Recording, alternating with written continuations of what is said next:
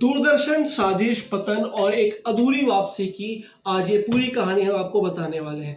90s के दौर में जब संडे मॉर्निंग आती थी तब सड़कों पर सन्नाटा छा जाता था। घरों में बच्चे, बड़े, बुजुर्ग सबके सब टीवी स्क्रीन के सामने बैठ जाते थे क्योंकि रामायण, महाभारत, शक्तिमान और विक्रम बेताल जैसे आइकॉनिक शोज आ रहे होते थे। उस दौर में टीवी मतलब दूरदर्शन और दूरदर्शन मतलब पूरे हिंदुस्तान की एक साझा स्मृति। लेकिन फिर अचानक सब बदल गया। आखिर क्यों हुआ ऐसे? क्यों दूरदर्शन अपने पतन की ओर बढ़ता गया? जो दूरदर्शन कभी टीआरपी का राजा था, लगभग गुमनाम क्यों हो गया? प्राइवेट चैनल की बाढ़ आ गई और दूरदर्शन पीछे छूटता क्यों गया? क्या ये सब नेचुरल था या इसके पीछे कोई गहरी साजिश थी? आइए इस राज से पर्दा उठाते हैं। कहते हैं हर बड़ी तबाही के पीछे कोई ना कोई मास्टरमाइंड जरूर होता है और दूरदर्शन के पतन के पीछे भी एक बड़े दिमाग थे। इस पूरे खेल को 4 स्टेप्स में एग्जीक्यूट किया गया था। पहला, कंटेंट की हत्या, बेहतरीन शोज की समाप्ति। दूरदर्शन के शोज में क्वालिटी थी, भारतीयता थी और सबसे जरूरी चीज कहानी थी। लेकिन 90s के एंड तक एक एक करके पॉपुलर शोज बंद होने लगे। पहले शक्तिमान को हटाया गया, फिर देख भाई देख और श्रीकांत, चंद्रकांता, रंगोली जैसे शोज भी गायब हो गए और जिन नए शोज को लाया गया वो पॉपुलर नहीं हुए। धीरे धीरे ऑडियंस का इंटरेस्ट कम होने लगा। दूसरी वजह थी प्राइवेट चैनल की बाढ़, जिसके कारण दूरदर्शन के पतन की शुरुआत हुई। इस दौरान मार्केट में कई प्राइवेट चैनल एंटर कर चुके थे। जी टीवी, स्टार प्लस, सोनी वगैरह। इन्होंने नए जमाने का ग्लैमर कंटेंट पेश किया जो दूरदर्शन की साधारण और पारंपरिक स्टोरी टेलिंग के मुकाबले ज्यादा अपीलिंग लगने लगी। तो क्या यह एक नेचुरल प्रोसेस था या इसे प्लान किया गया था? कहीं या बड़ी कंपनियों ने जानबूझकर दूरदर्शन के फंड्स को रोकने की कोशिश तो नहीं की ताकि दूरदर्शन के प्रोग्रामिंग स्ट्रॉन्ग ना हो पाए? खैर, इसे लेकर कुछ ठोस दस्तावेज हमारे पास तो नहीं है, इसलिए हम इसे लेकर कुछ दावा नहीं कर सकते। लेकिन सोचने वाली बात जरूर है कि आखिर एक टाइम का इतना लोकप्रिय चैनल आज अपने दौर के सबसे बुरी स्थिति से कैसे गुजर रहा है। अब तीसरी वजह जानते। तीसरी वजह थी कि एडवर्टाइजिंग गेम का बड़ा जाल। एक दौर था जब सबसे बड़े ब्रांड्स दूरदर्शन पर एड चलाते थे। निरमा, बजाज, रसना, अमूल, ओनिडा, इसके एड दूरदर्शन पर आते थे। लेकिन धीरे धीरे ये एड्स प्राइवेट चैनल्स पर शिफ्ट होने लगे। बड़ी कंपनियों को यह समझ आ गया था कि प्राइवेट चैनल्स की ऑडियंस ज्यादा हाई एंड कॉमर्शियल है। इससे दूरदर्शन की इनकम कम हो गई और वो नए शोज में ज्यादा इन्वेस्ट नहीं कर पाया। चौथी वजह थी नई पीढ़ी को दूरदर्शन से काटने की स्ट्रेटेजी। साल 2000 के आते आते भारत में CNBC, कार्टून नेटवर्क, पोगो जैसे इंटरनेशनल चैनल्स पॉपुलर हो चुके थे। इन चैनल्स के आने के बाद बच्चे धीरे धीरे दूरदर्शन से कटने लगे।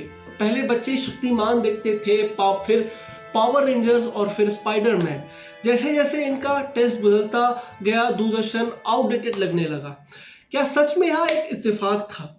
अब सवाल ये उठता है कि क्या ये सब कुछ नेचुरल हुआ या ये एक प्लानिंग थी? कुछ एक्सपर्ट्स का मानना है कि दूरदर्शन को एक कॉन्स्पिरेंसी के तहत कमजोर किया गया, तो कुछ का मानना है कि दूरदर्शन अपने आप को समय रहते डेवलप नहीं कर सका, जिसके कारण वह स्वयं अपने पतन का कारण बना। इसके अलावा जो सबसे बड़ा कारण था वो था सरकारी हस्तक्षेप।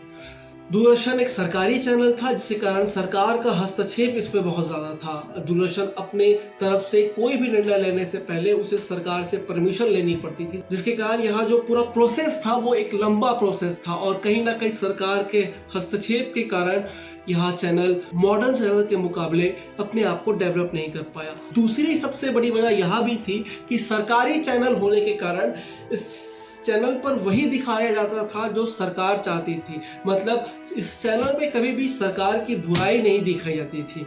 इसका सबसे बड़ा उदाहरण आप ऐसे ले सकते हैं कि जब इंदिरा गांधी ने इमरजेंसी लगाई तो इमरजेंसी के दौरान होने वाली तबाही और उस दौरान जितनी भी आपदाएं देश में पड़ी वो दूरदर्शन पे नहीं दिखाया गया, जिसके कारण लोगों का इस चैनल्स पर विश्वास उठने लगा। तो कहीं ना कहीं सरकारी हस्तक्षेप इसके पतन का भी एक बहुत बड़ा वजह था।